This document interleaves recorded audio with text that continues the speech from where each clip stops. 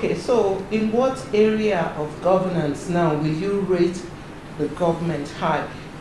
Economic, security, which area to you will you rate high? Look, there can never be a country if there is no security. If you and I begin to look over our shoulders the moment we step out of our homes, that is even we as Nigerians, how will you expect a foreigner to want to come here and invest?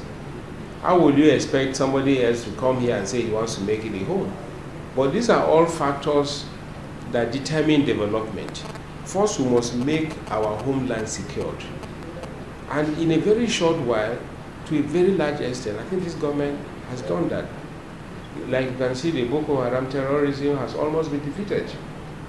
It may not be 100% yet, but at least today you can fly to Maiduguri, you can visit relations in Maiduguri, you can do stuff in Maiduguri. You don't hear of bomb blasts everywhere as it used to be. Now, homeland is being secured. One, it will encourage foreign direct investment, foreigners will begin to come and invest in the country. It will encourage social interactions and so forth. Now, when you talk about the issue of economy, like I said, this is a government that has a 4-year mandate. You cannot begin to rate the level of improvement in economy in 1 year. But once the indices are showing that they are moving towards the right direction, there is a point where such judgment and rating will be correct. He just came back from China, for instance, and came up with what they call this currency swap. The rand, the RMB now will begin to be included in our foreign exchange.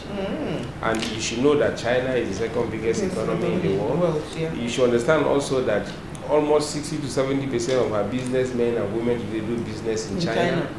Why will I want to buy something from you in China and I go to another point to get dollar to be able to buy something from you?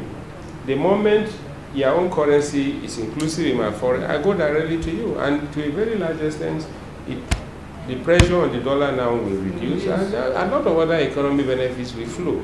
Not to talk of the infrastructural loan he has gone to secure and all that, which I'm sure in a very short while, once it's being utilized, Nigerians will see positive changes in those basic aspects of life that hitherto were decaying. All right. Okay, so let's leave government aside and now talk. How, for a very busy person like you, how do you relax? Okay. I know you like traveling, both officially and for relaxation or otherwise. So, but outside of school, how do you? I play golf. I love playing golf, and to me, it's one of my best pastime. Relaxation does not just amount to you stay in a quiet place, in your bed or somewhere. I think what you do that gives you joy outside your job is a form of relaxation. And one of my best moments is when I play golf, with my friends, and I have that passion for it. I relax again by reading a lot. I have stack of books. Who are your favorite writers or novelists? Like Sidney Sheldon, I love his writings. I love also so many that I can. In fact, I also love inspirational writers like Robert Greene. Is it Robert Greene? The guy who he writes about those basic realities of life. I don't like too much of fiction. I like autobiographies, biographies. I like inspirational. Way back when I was in school, everybody who was young that was a trend. Yeah, we read a lot of James Hadley Chase, and all those romantic Dennis Robbins and all that, but they are not real. You know, as you grow up, you know that, well, those are just fantasies that every young man or woman should go through.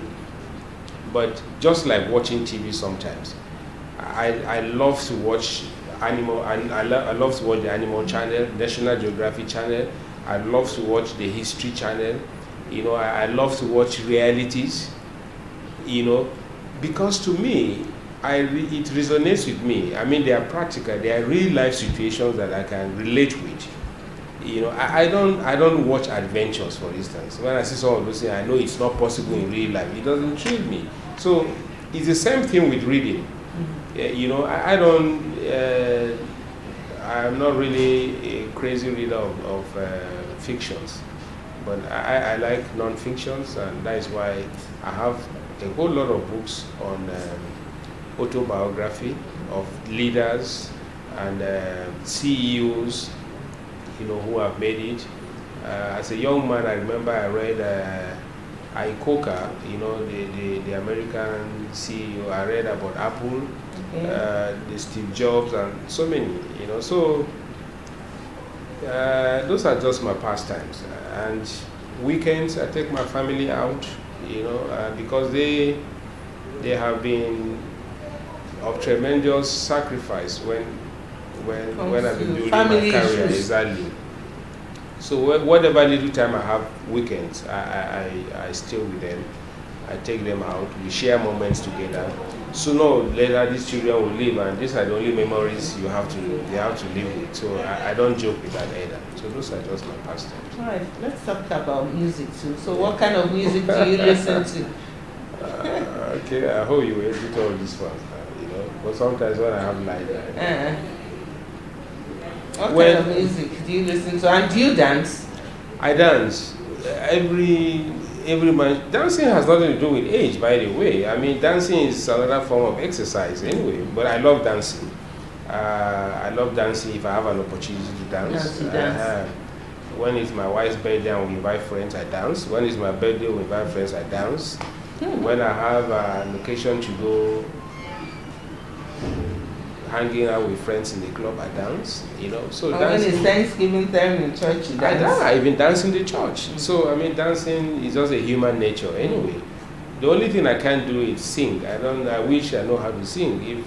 If we were to be asking God for talent and skill, I'm sure one of the things I'll ask for is ability to sing. Your voice, exactly. Because I love music. So what kind of music? I love R&B. I love jazz, but most times I play my jazz when I'm alone. Jazz is very intense. It's music for the matured mind. I don't like hip hop. I don't like those other, but R&B, you know, and I also like a little of reggae, and those are just my kind of music, really. Well, we are going to pause here for a moment to air the views of your staff, because I spoke with them and they talked about you. So we're just going to take that break and hear what they said about you.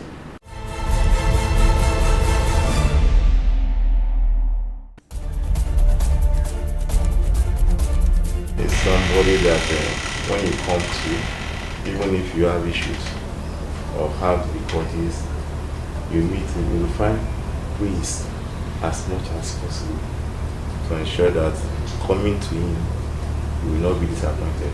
You will feel happy again. That is having somebody that you know that yes, you are seeing God. Because God cannot just come down like that, but seeing him, I can really qualify as a God to many people, because he has so much. In fact, even myself, not even to talk, I've seen many people. So I don't know how to describe him. He's a wonderful man, he's a great man. My boss is a very great boss. He's a wonderful man. In fact, he's a father, a good leader. He has a wide heart, a very tolerating father and boss. In fact, let me just say, he's a very good man. and I'm so happy for working with him. My boss is a very nice man. In fact, I don't know where I will stand, where I will start to describe him. He carries his staff along. He's a very good father to us. He's just like a father to all of us. Go to him, he will give you that listening ear to give you, when you come out from his office, you will feel fulfilled. No matter how heavy you wear, when you enter the office, to tell him one thing or the other, he will listen to you and give you the advice that you will even be marveled. Even if the problem is not solved, but you will be happy over his advice. So it's a very nice man, and a God sent to us. So we pray that God should continue to bless him and uplift him to the higher level. Mr. Loko is a wonderful man, somebody that is amiable, is liberal, is accommodating, kind-hearted. It's somebody that you enjoy working with, somebody that looks after some people that work with him, somebody that you love to be with all the time, somebody you run to with an idea and is accommodating, open up to you and all that. Even when you're going wrong, he puts you through. And it's compassionate, somebody that he will go out of his way to ensure that he makes you happy and grant you anything that you ask of. He's somebody that beyond being a boss, it's like a father to us, the staff that work with him, and any other person that have come across his path.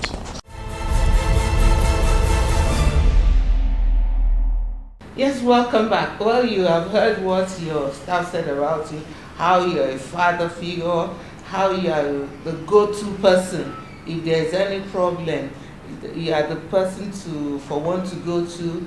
You advises them, or you advise them. You are an upstanding guy to them. So how would you respond to all the accolades from your staff? And I personally also know that you're a very good person with a good heart, a clean, fine. So how would you respond to all the things said about you by your staff? It's really heartwarming to get accolades when you are still alive. And I didn't know that was the impression they have of me. But I think it's very encouraging to know that your staff feel this way about you, because I think next to your family, your staff that you spend a better part of your they are your next family, and you need to guide them. Apart from just being an MD of routine, jobs, you are also leading human beings. You are also part of their daily struggle. You are also part of their family, joy, pains and so forth. So I believe as a leader, you should be there for them when they need you. It's only then that you can even expect, you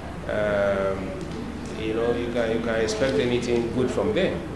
Now, it won't make any sense if you have a staff that all you do is to take from him in terms of demand of the job, and you forget that this is a human being that has his own problems and all that. Performance, to a large extent, is also tied to individuals' self-satisfaction, and so as a leader, I believe one should always be there to guide them. You don't become, like they say, you don't become, like their father in workplace. Mm-hmm. So you can't run a one-man show. Precisely. If your child runs to you, you give him advice as a father, because you probably have seen what they've not seen, and that way you guide them appropriately and you ease whatever pains or struggles or whatever they are grappling with. But I'm delighted to know that this is the way they think. This is what they think about me. Okay. So who is your favorite Nigerian artist? When you say artist, what do you mean now? Music. I like Lagbaja. Who do you listen to? I like Lagbaja a lot. I like Lagbaja's style of music. Which of the tracks do you? Because on this program too, we equally play what you like. You should have told me that. I remember. But what are those tracks again? Kulu Temper, all those ones. You can't believe when I was in Lagos, one of the only musical shows that I go to is to go to Lagbaja's Motherland. You know, and to tell you how much, one of the very few exceptions that I go for his shows. I like the young ones coming up now. Two-Face sings maturely. I like Two-Face. Is it because no, not at all. Two-Face. I like Two-Face, and I like this young man called Davido. I like the way he sings, and those are just my few favorites. All right, so let's give you a choice on this program. Who would you like to see perform? Or which artist? Well, like I said, I don't mind Lagbaja any day. Okay, your favorite food. Your favorite food. Do you know acha? I know acha.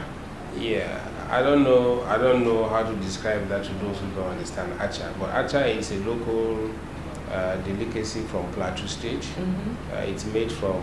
Is it gote? You use it to make. You know, acha. You use acha to make gote. That is porridge. You use it to make a tuwo. It's a swallow, like we call in Nigeria swallow. You use acha for so many other things. Acha is my favorite diet any day, anytime. I like. How do you eat your acha? Well, mostly gote. I eat it as gote and I eat it as swallow. If you give me acha with vegetable soup, you've made my day. Okay. You've made my day, and I like momoy. Yeah, I like momoy and dodo. Well, those are dishes that I don't mind any day. You know, and I love them. Is it true that it's at the golf course that you take all kinds of decisions, both economic and otherwise, that when you are team, you are discussing issues? How true is this? It's more a myth than reality, but I will be the first to accept that it's the only sport that you play and relax. And you know, because most often you play with friends you've built affinity or friends you just met in the golf course. Golfers have this affinity, you know, with each other so much that it offers them opportunities to discuss everything in life, including business. So if I'm playing 18 holes or 9 holes with a friend, which will last for how many hours? 9 holes may last approximately 2 hours. Okay. So in 2 hours, you are working closely, swinging, in between swinging and putting. You have all the time in the world to discuss family, to discuss business. And because golfers are known to be gentlemen, it's a game you are not expected to cheat. It's a game you are supposed to be very honest. So it translates even to your conversations.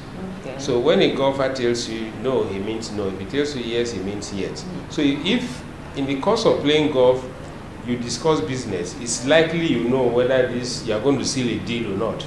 So probably because of all that, people think, that is where this elite go to discuss business and all that. One, first and foremost, is for the exercise value. Okay. And secondly, because of the nature of the game, you meet all manners of people who may help each other. And in the course of playing, you seal up deals. That is true, that is possible. But that is not the sole purpose of the game. Yeah. And to disabuse people's minds, golfing it's not a game of the elite alone. Yeah, it's a game that even young people. Tiger Woods started as a young man.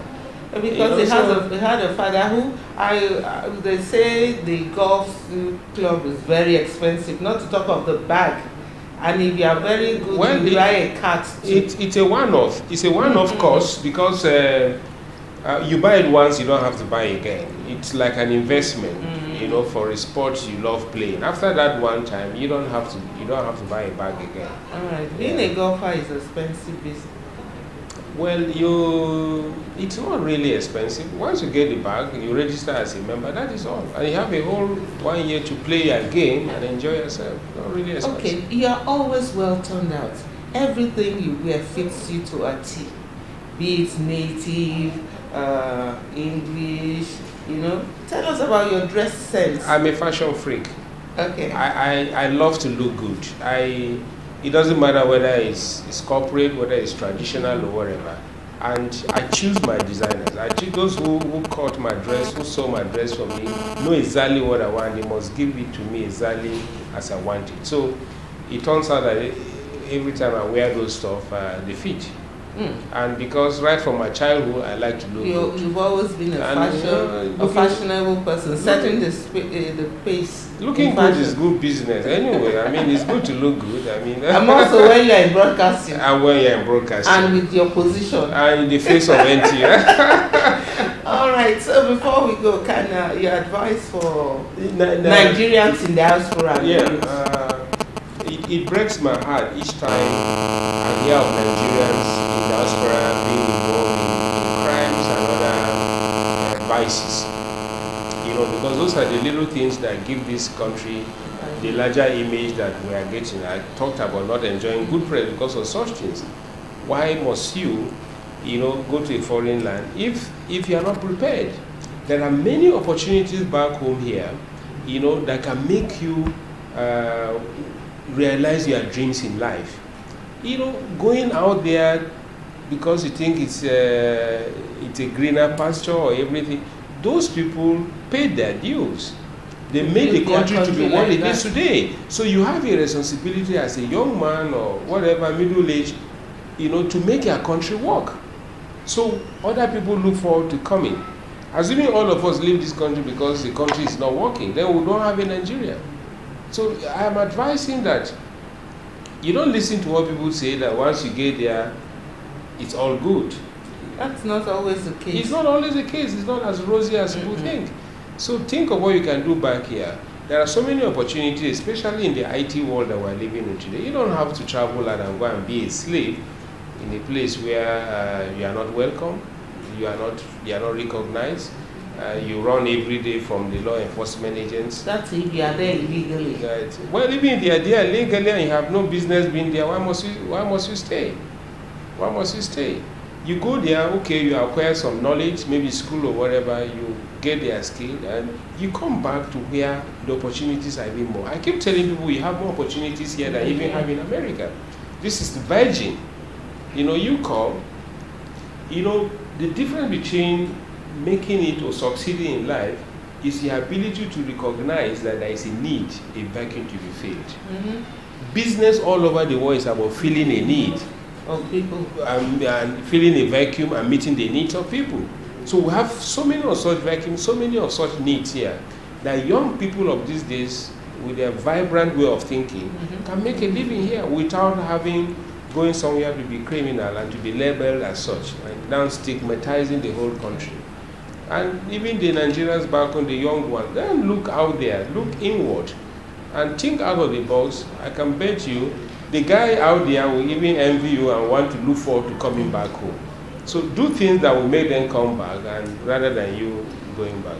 The few Nigerians who are doing well there were prepared for it. They are well educated, they have the skill that the society there needs, and they fit in. So you don't go and think because such a person is successful, you pack your bag and go, bags and baggages, you go there and you now discover that it's not what you think. Stay back home, make the country work. Think of what you can do to add value to yourself and your country, and you're better for it. This is your country, you don't have any other home, you don't have any other place to call home. Would you for any reason go into politics in the future? I'm not really cut for politics because I like saying things the way they are. I was told it's not the way politicians speak. So at this stage of my life, I don't think I'll begin to change the way I think. Like tell lies? I cannot tell lies. Okay, you're calling. I don't want to call it lies, but you know, I like to say exactly like if I don't know. There are things to say. There are things to say. You must be politically correct. You must be this. You must say it the way people love you to say it, or people love to hear. Right. And if down deep me, I don't believe in that, then I don't think I have a feature in that. If it's a career. It's been an exciting time. You spending your time in my space. I enjoyed thoroughly having you on the program. So, what do you think about the program, by the way? My space, the few I've watched, it's really a public enlightenment program that I think is a must watch. And it's really my pleasure that you are able to give me a little space in your space, to share moments with you. And I look forward to more space, in future. I'll be glad if you invite me again. All right. Yeah. Well, thank you very much, sir. My Oga. Thank you very much. My fab. I call him my fab Oga, favorite Oga. Thank you. Mr. Maxwell Loko. Thank you. Thank you very much. My pleasure. Yeah. Well, that's been our interview with the Managing Director of NTA TVE, Maxwell Loko. I hope you enjoyed watching it. Let's do it again next week at the same time when I'll be sharing my space with a personality or an event or a place. Okay, so we'll see. Same time next week. Bye for now.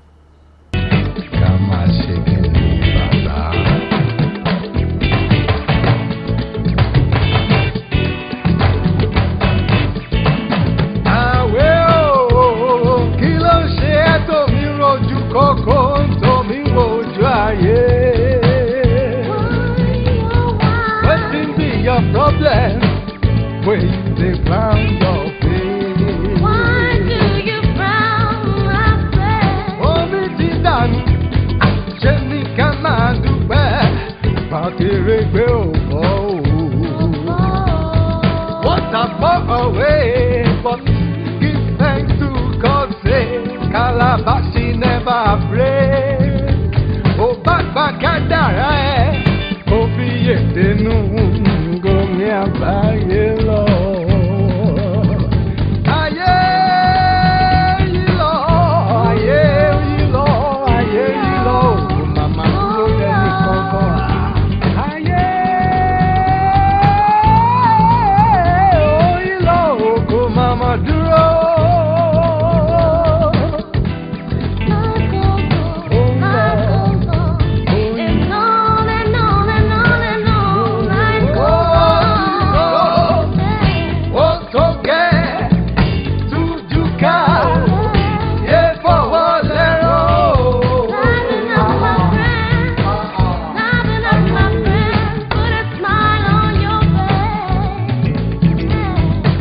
Smile on your face, no matter condition.